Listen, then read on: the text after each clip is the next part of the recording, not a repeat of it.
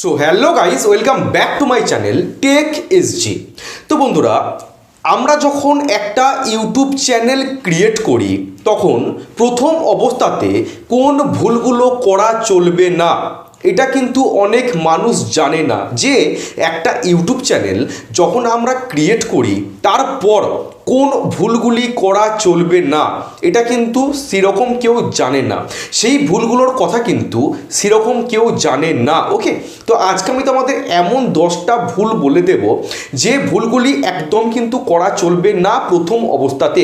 যদি আপনি একজন সাকসেসফুল কন্টেন্ট ক্রিয়েটার হতে চান, যদি একজন বড় ইউটিউবার হতে চান, এই 10টা ভুল কিন্তু একদমই করা চলবে না প্রথম অবস্থাতে। তো ভিডিওটা শুরু করার আগে একটা ছোট্ট রিকোয়েস্ট, তোমরা যারা এখনও আমার চ্যানেলটিকে সাবস্ক্রাইব করোনি, প্লিজ এই ছোট্ট চ্যানেলটিকে সাবস্ক্রাইব করে একটু আমাকে মোটিভেট করো। ওকে, তো প্রথম যে ভুলটা, নাম্বার 1, অপরিকল্পিত কন্টেন্ট তৈরি করা। নাম্বার 1 হচ্ছে অপরিকল্পিত কন্টেন্ট তৈরি করা। চ্যানেল শুরুর আগে একটি নির্দিষ্ট বিষয় বা নিশ ঠিক করুন এবং সেই অনুযায়ী কন্টেন্ট তৈরি করুন।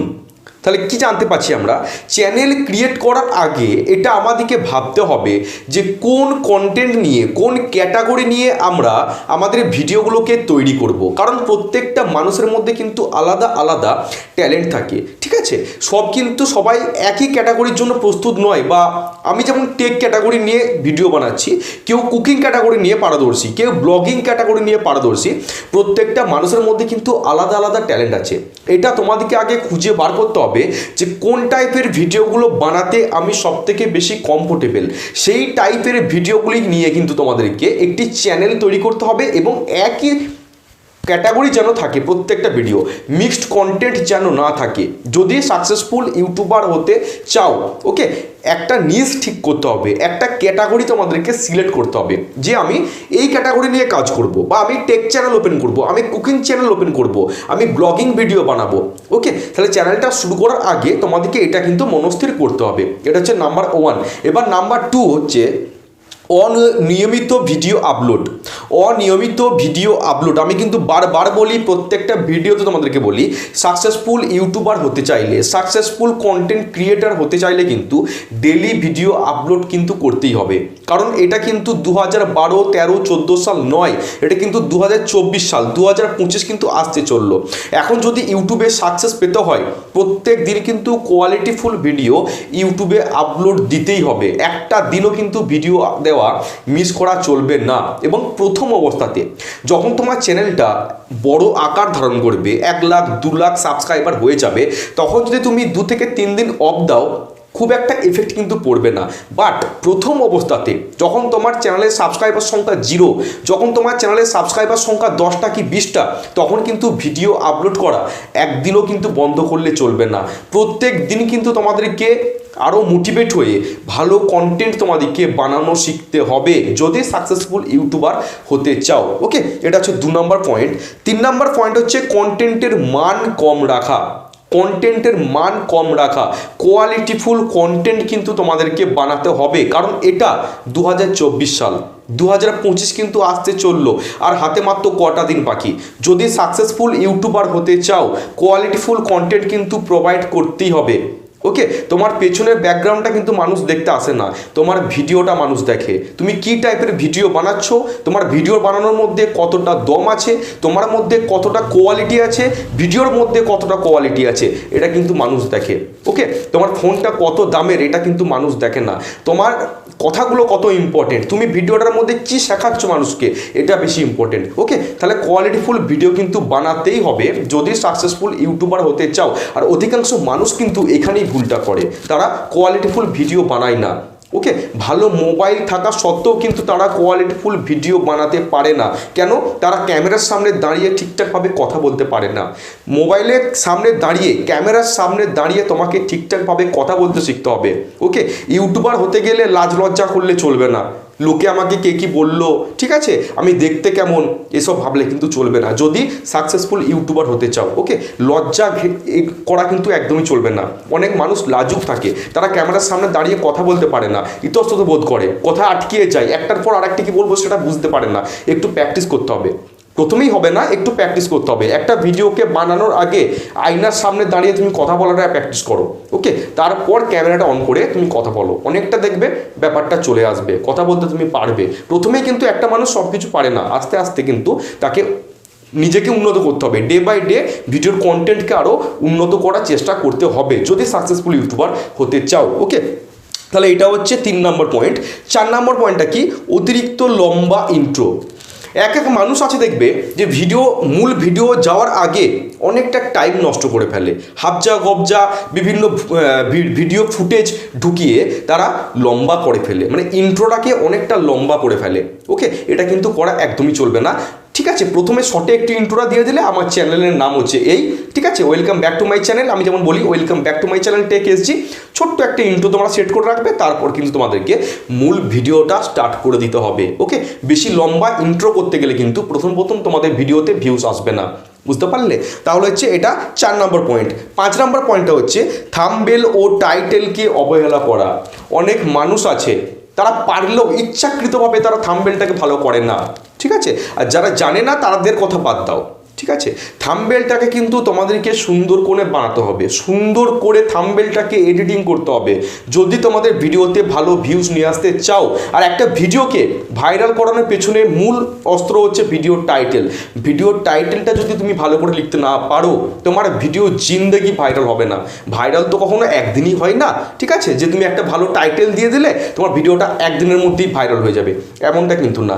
ভিডিওতে ভালো টাইটেল যদি না দিতে পারো তোমরা, ভিডিওটা কিন্তু ভালোভাবে চলবে না, মানুষের কাছে পৌঁছাবে না ভিডিওটা, মানুষ সার্চ করলে তোমার ভিডিওটাকে খুঁজে পাবে না, ঠিক আছে? সাপোজ বুঝাই, আমি যদি ইউটিউবে গিয়ে সার্চ করি যে how to create a YouTube channel, lakh lakh video কিন্তু আমার চোখের সামনে শো করবে, ওকে? তার মধ্যে যদি তোমার ভিডিওটাকেও শো করাতে চাও তাহলে কিন্তু কি করতে হবে? ভালো টাইটেল দিতে হবে, একটা পার্টিকুলার পারফেক্ট টাইটেল দিতে হবে, তবে তোমার ভিডিওটাকে মানুষ সার্চ করলে কিন্তু খুঁজে পাবে এবং সেই ভিডিওটা কিন্তু ভালো ভিউজ আসবে, ওকে? তাহলে ভিডিওটা ভাইরাল করতে গেলে, ভিডিওতে ভালো ভিউজ নিয়ে আসতে গেলে, চ্যানেলে ভালো সাবস্ক্রাইবার নিয়ে আসতে গেলে যেটা করতে হবে, ভিডিওর টাইটেল এবং ভিডিওর থাম্বনেলটাকে দুটোকে কিন্তু খুবই আকর্ষণীয়ভাবে তোমাদেরকে বানাতে হবে, ওকে? বোঝা গেল? এটা হচ্ছে 5 নম্বর পয়েন্ট। 6 নম্বর পয়েন্টটা হচ্ছে অন্যদের নকল করা। এটা এখন অনেক ইউটিউবার করছে, অনেক ইউটিউবার অন্যদেরকে নকল করতে যায়, একদমই করার দরকার নেই। তুমি তোমার স্টাইলে ইন্ট্রো দেবে, তুমি তোমার স্টাইলে ভিডিওটাকে বানাবে, কে কীভাবে ভিডিওটাকে বানাচ্ছে দেখা তো একদমই দরকার নেই। তুমি তোমার মতোভাবে ভিডিওটাকে উপস্থাপন করবে, মানুষের কাছে তুমি বোঝাবে আমি কি কাউকে নকল করছি, আমি কিন্তু কাউকে নকল করি না। আজ পর্যন্ত এতগুলো ভিডিও বানিয়েছি, আমি কিন্তু কোনো ইউটিউবারকে দেখে নকল করে কথা বলি না। হয়তো ভিডিওগুলো দেখি, নাহলে শিখবো কোত্থেকে, আমাকে তো ভিডিওগুলোকে দেখতেই হবে, নাহলে আমি শিখবো কোত্থেকে, তাই না? কিন্তু অন্য ইউটিউবারকে নকল করতে যেও না, ঠিক আছে? সে কীভাবে ভিডিও বানাচ্ছে, সে কি কোথায় বসে আছে, আমাকে সেটাই চাই, আমি সেভাবেই কথা বলতে যাব, হবে না। কিন্তু নকল কিন্তু কাউকে কোনোদিন করতে যাও না। তুমি যেমনভাবে কথা বলবে তুমি সেমনভাবেই কিন্তু ভিডিওটাকে বানাবে এবং সুন্দর করে তুমি যতটুকু পারবে সেটা দিয়ে কিন্তু তুমি ভিডিওটাকে সুন্দর করে বানানো শিখতে হবে, ঠিক আছে? দেখবে টেকনিক্যাল গুরুজি একটা ইন্ট্রো দেয়, সেই ইন্ট্রোটাকে কপি কিন্তু অনেক মানুষ করে, পারে না, কিন্তু টেকনিক্যাল গুরুজির মতো কিন্তু হয় না। একটা মানুষের এক রকম স্টাইল, আমার একরকম স্টাইল, অন্য ইউটিউবারের অন্য একরকম স্টাইল, ওকে? কাউকে নকল করে কিন্তু কোনো ভিডিও বানিও না, এটা কিন্তু তোমারই ক্ষতি হবে, এটা কিন্তু তোমারই ক্ষতি হবে। উল্টোপাল্টা কমেন্ট কিন্তু তোমাকেই সহ্য করতে হবে, ওকে? কাউকে নকল করে কিন্তু কোনোদিন ভিডিও বানিও না, ওকে? এটা হচ্ছে 6 নম্বর পয়েন্ট। 7 নম্বর পয়েন্টটা কি? দর্শকদের সাথে যোগাযোগ না রাখা। দর্শকদের সাথে যোগাযোগ না রাখা এটা কি মানে কীরকম বলছি আমি, দেখো না, কমেন্টের মাধ্যমে দর্শকদের সঙ্গে যোগাযোগ করুন এবং তাদের মতামতকে গুরুত্ব দিন।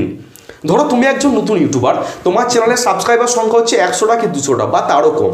তোমার ভিডিওতে হয়তো দিনে 1টা কি 2টো করে কমেন্ট ঢুকবে, বড় জোর 10টা 20টা কমেন্ট ঢুকবে এবং তোমাকে কমেন্ট ঢোকার সাথে সাথে কিন্তু তোমাকে সেই কমেন্টের উত্তর দিতে হবে।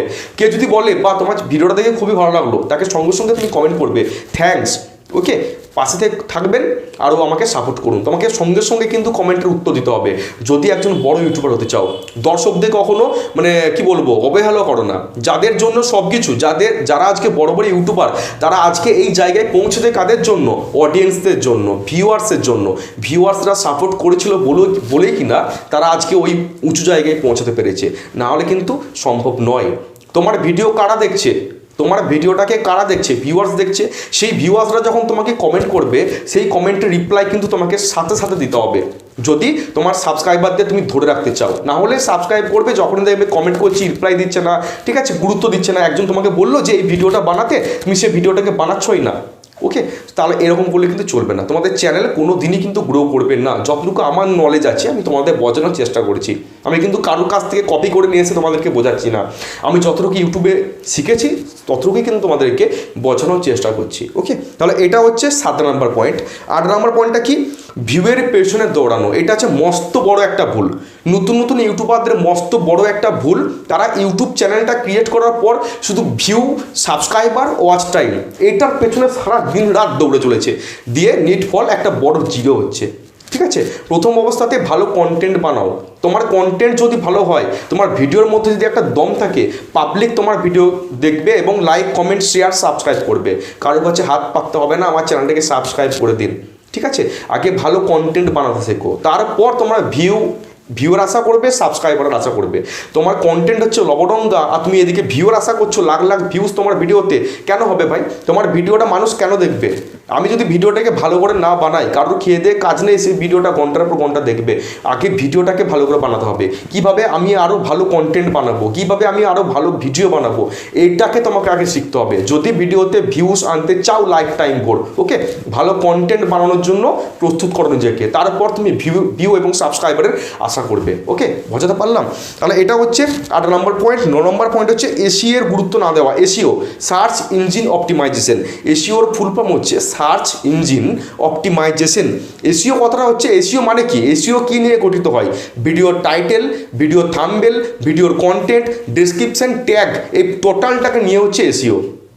তুমি ভিডিওটা করলে এক টাইপের, টাইটেলটাকে তুমি অন্যরকম দিলে, থাম্বনেলটাকে তুমি অন্যরকম দিলে, এরকম করে কিন্তু ভিডিওতে কোনোদিনই ভিউস আসবে না, ঠিক আছে। অনেক ইউটিউবার কি করে, ভিডিওর কন্টেন্ট এক রেখে দিল আর থাম্বনেলটাকে ক্লিক বেট করে দিল, ওকে, মানুষকে বিভ্রান্তি করে দেয়, মানুষকে ভুল তথ্য দেয়, ঠিক আছে। এরকম করে কিন্তু ভিডিও বানিয়ে ভুয়ো তথ্য দিয়ে কিচ্ছু হবে না, বেশি দূর কিন্তু সে এগাতে পারবে না।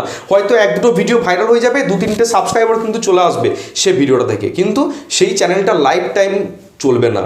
মানুষকে ভুল তথ্য দিলে বেশি দিন মানুষ সেই চ্যানেলটার সাথে অ্যাক্টিভ থাকবে না, হয়তো 2-3 মাস চলবে, তারপরে একদম রিচ ডাউন হয়ে যাবে, ঠিক আছে। ভিডিওগুলোকে ভালো করে এসইও করে, টাইটেলটাকে ভালো করে এসইও করে, সমস্ত কিছু ঠিকঠাক করে তারপর সেই ভিডিওটিকে ইউটিউব প্ল্যাটফর্মে আপলোড করতে হবে, যদি ভিডিওতে ভালো ভিউজ নিয়ে আসতে চাও। আমি বারবার ধরে বলছি, ওকে, যদি বড় ইউটিউবার হতে চাও এই কথাগুলো শুনবে, ঠিক আছে। এই কথাগুলো খুবই ইম্পর্টেন্ট কথা। যারা নতুন ইউটিউবার, যারা একদম মানে কালকে চ্যানেল ওপেন করার কথা ভাবছো, বা 2 দিন আগে যারা চ্যানেল ওপেন করেছো, তাদের জন্য কিন্তু আজকে এই স্পেশাল ভিডিওটা। বড় ইউটিউবারদের জন্য কিন্তু এই ভিডিওটা একদমই নয়, ওকে, তারা কিন্তু এই সমস্ত ব্যাপারগুলো জানবে। 10 নম্বর পয়েন্ট হচ্ছে আত্মসমালোচনা না করা। মানে কি, নিজের কাজ পর্যালোচনা করুন এবং কিভাবে আরও উন্নত করা যাবে সেটা চিন্তা করুন। এক ইউটিউবার কী ভাবে, আমি নিজেই আমি দুর্দান্ত ভিডিও বানাচ্ছি, কিন্তু সে আদৌ কিন্তু ভালো ভিডিও বানায় না। সে নিজেকে নিজে ভেবে নিচ্ছে আমি বিশাল ভালো ভিডিও বানাচ্ছি, কিন্তু আদৌ কিন্তু সেটা না। একটা ভিডিও বানানোর পর সেই ভিডিওটা তোমাদের ফ্যামিলি মেম্বারকে একটু হলেও দেখাও, তাদের রিয়েকশানটা তুমি দেখো, যে তাদের সেই ভিডিওটা দেখে ফ্যামিলি মেম্বারদের রিয়েকশানটা কেমন হচ্ছে, একবারই কি মানে দুচ্ছাই করছে ভিডিওটা দেখে, না সত্যি করেই ভালো বলছে ভিডিওটা, তারপর সেই ভিডিওটা তুমি ইউটিউবে আপলোড দাও, যদি সেই ভিডিওটাতে ভালো ভিউজ নিয়ে আসতে চাও, ওকে। তাহলে এই ছোট্ট ভিডিওটা তোমাদের কেমন লাগলো অবশ্যই কমেন্ট করে জানিও, আর তোমরা কী টাইপের ভিডিও চাইছো সেটা আমাকে কমেন্ট করো, আমি কিন্তু তোমাদের কমেন্ট রিপ্লাই দিই। তোমরা কিন্তু এটা বলতে পারবে না যে আমি তোমাদের কমেন্ট রিপ্লাই দিই না, ওকে। তোমাদের কমেন্ট কিন্তু আমি দেখি, কমেন্ট এলে ভালো লাগে, চ্যানেলের সাবস্ক্রাইবার বাড়লে ভালো লাগে, তোমরা চ্যানেলটাকে সাবস্ক্রাইব করো, আর যারা সাবস্ক্রাইব করে রেখেছো তাদের অসংখ্য ধন্যবাদ।